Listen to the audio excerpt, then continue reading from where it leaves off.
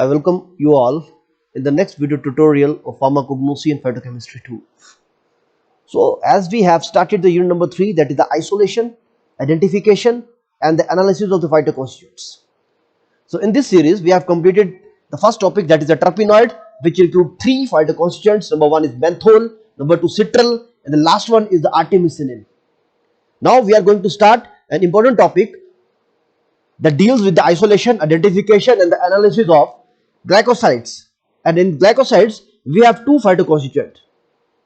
First is the glycyrrhetinic acid and second one is the rutin. So let's start. So first one is the rutin. So before directly going to start the isolation identification part, let's first recall the glycosides. I hope you all know about the glycoside general introduction.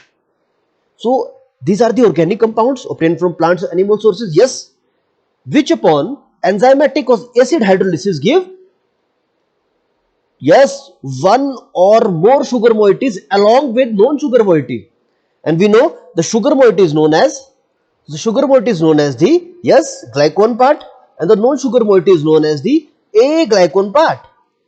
And we know due to this moiety, that is the non-sugar moiety, aglycone moiety, the most of the pharmacological classification, or you can say the most of the pharmacological uses of the glycosides are attributed to this aglycone part.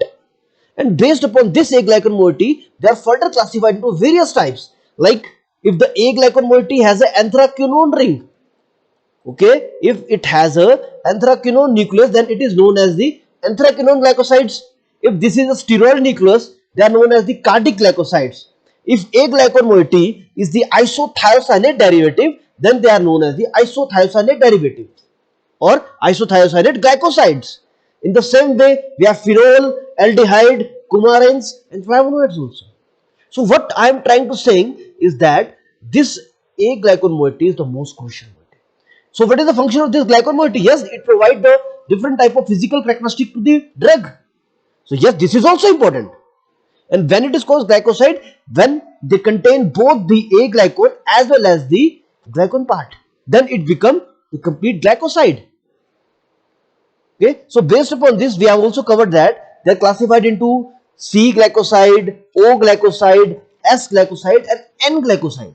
And this classification is based upon the hydrolytic reaction between the sugar and the non-sugar part. So I request you all to please go by the video of glycosides and recall first the knowledge of the glycoside, then start these 2 compounds, that is rutin and glycyrrhetinic acid. So this is the first compound, that is a rutin. So rutin is basically a flavonoid and it is obtained from number of sources. So let's see the sources, that is the Phagopyrum esculentum. Don't worry, this is very simple. Phagopyrum, okay, esculentum. So here it is, the plant Phagopyrum esculentum, and this is basically also known as buckwheat. So very commonly found plant that is known by the name of buckwheat. Second source you have to remember is the Sophora japonica. Basically this is written S-A-P-O-R-A, S-A-P-O-R-A, japonica, J-A-P-O-N-I-C-A. So this is the plant that we are talking about, the Sophora japonica. So this is the plant. So it is a rich source of rutin, that is a flavonoid. So yes, it is a bioflavonoid. So rutin belongs to category of the bioflavonoid. So I hope you remember about the isolation procedure. First of all, we have to select an appropriate extraction method and then we will follow the procedure. So let's start. So in this method, as the rutin basically is a yellow or yellowish green color and it is obtained in the form of needles shaped crystals.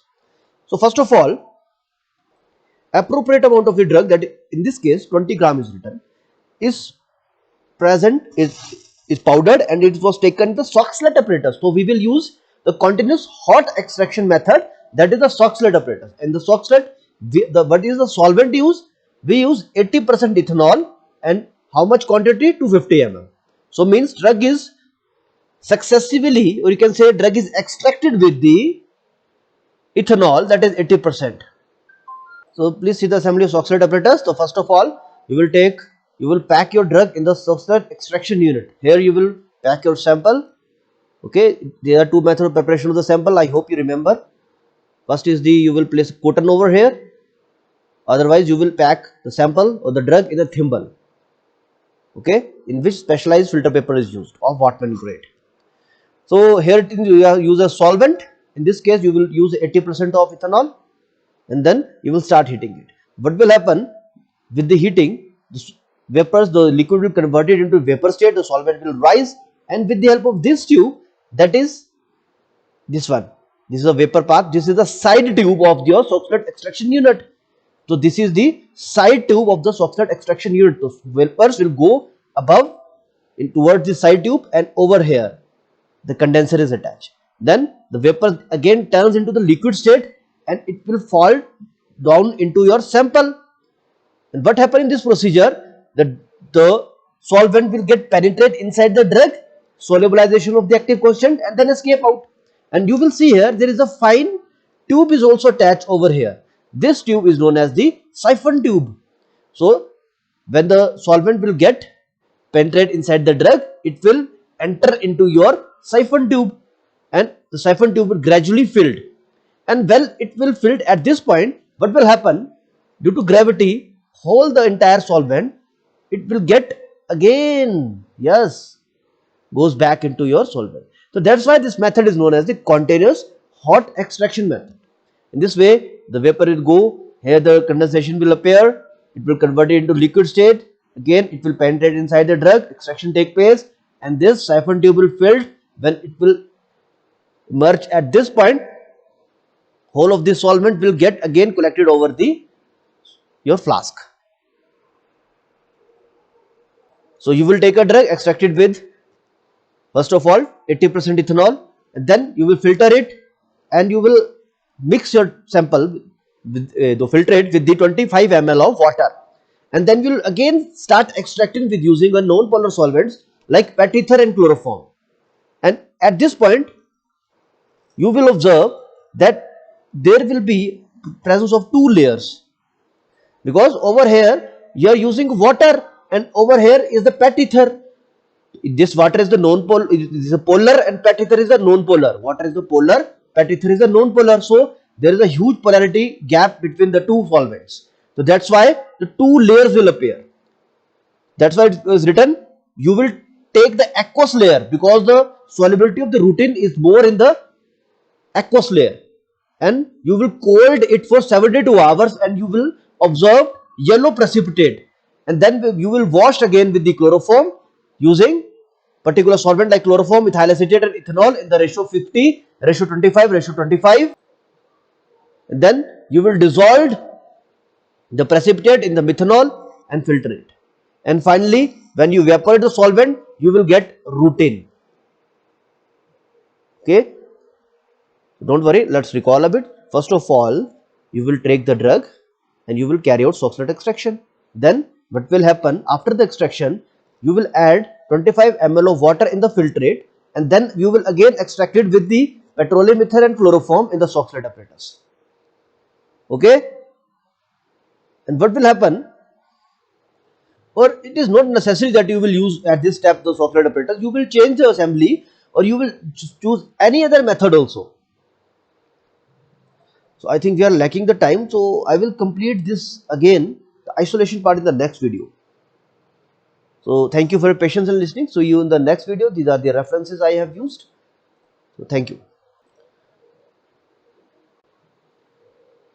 I welcome you all in the part 2 video of the isolation, identification, and analysis of the rutin. We have started the topic rutin.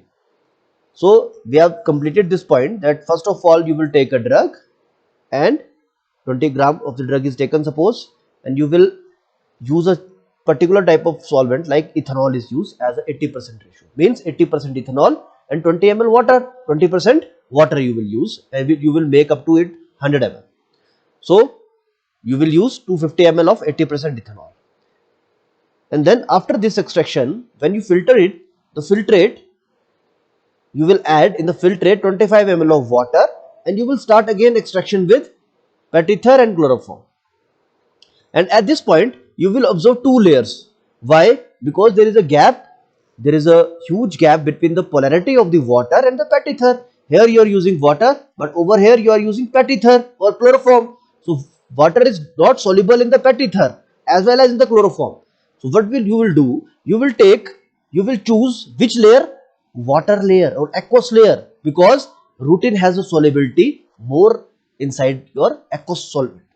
So question arises, why over here you use pet ether or chloroform? Because it's a simple explanation. जैसा कि हमें पता है कोई भी plant या कोई भी drug is a mixture of complex phytoconstituents, तो किसी भी चीज को सेपरेट करने के लिए हमें अलग अलग पैरामीटर से उसको डिफरेंट डिफरेंट सॉल्वेंट के साथ ट्रीट करना पड़ेगा. इस केस में why we are using pet ether and chloroform? So as to remove the fatty material और the other material that are present in this drug. तभी तो रूटीन बाहर निकल सकेगा जब बाकी चीजें हम उसकी अलग अलग सेपरेट करेंगे. That's why we are using over here pet ether and chloroform. And then take aqueous layer and you will keep your aqueous layer in a cold condition for at least 72 hours. And after 72 hours, what you will observe? Yes, yellow color precipitate will observe. And what you will do? You will wash these precipitate using a mixture of solvents. What you will do? You will wash this yellow precipitate with using these type of solvents like chloroform is to ethyl acetate is to ethanol. You will prepare a mixture of these solvent in this ratio. That is, you will take 50 ml chloroform, 25 ml ethyl acetate, 25 ml ethanol, and you will wash your precipitate. So what will happen in this step? Precipitate dissolved in hot methanol and then filter. So after this procedure, after this washing, your precipitate you will use hot methanol for dissolving of your particular precipitate. Okay, I think I am clear. Over here you will just give washing with these solvents with the precipitate, and after that you will take hot methanol and you will dissolve whole of your precipitate in the hot methanol, and then you will filter it. After filtration, the filtrate is evaporated to dryness. You will just concentrate your filter, you will just evaporate your filter or the filtrate, and in the last you will get a yellow powder that is known as the rutin. So this is very simple. First of all, you will take drug extracted with ethanol, then you will water use with the again extracted with pet ether chloroform. You will take aqueous layer and you will give washing with the particular solvent, and after that you will dissolve the precipitate in the methanol and then just evaporate your filtrate to dryness, and you will obtain a yellow powder of the rutin. So what about the identification test? We have different type of identification test of the rutin for determination of its purity or identity. So the first step here is given simple, the test of the ferrichloride. You will prepare your sample, that you will take your drug and dissolve in the particular amount of solvent, and when you will add FeCl3 into it, what will happen? It will give dark green color. And second test is of lead acetate. So when you will prepare your sample of the particular rutin, dissolve in a particular solvent, and you will add lead acetate into it, what will happen? Orange yellow precipitate which indicate the presence of rutin. Yes, the sample is a rutin. Another test with ammonium molybdenate and antimony trichloride. What you will do? What you will observe? Orange yellow precipitate. So these three are the common identification tests. We can say the general identification test for rutin. And when we talk about the TLC method for this identification, because we know chromatography is the identification technique. Yes, it is a purification technique, it is a separation as well as it is isolation technique. So what will happen for identification? What is the TLC method for the rutin? Stationary phase silica gel G, and what is the mobile phase? 10% aqueous NaCl solution. And at RF value 0.43, you will observe a yellow spot that indicate the presence of rutin. So this is the TLC method. And for the analysis purpose, we have a spectroscopic method, that is UV. So for the analysis of this rutin, you will use a UV spectroscope photometer for its determination. So here it is an article that I found on the internet that says the determination of the rutin with UV visible spectrophotometric, and also it used a laser induced fluorimetric detector. Okay, so in this basically spectroscopic methods and fluorimetric method, they are coupled for the determination of their routine in a particular sample. And the spectrometer which can obtain a particular spectra in this range, that is a 271.44 nanometer. So this is the range that you have chosen for the routine. So I think this is clear to you. So we have completed the isolation, identification and the analysis of the routine. In the next video tutorial, we are going to cover glycerinic acid. So thank you for your patience and listening. In the last, I acknowledge all the sources I have used to prepare this video. So please do not share this video in any platform. Thank you.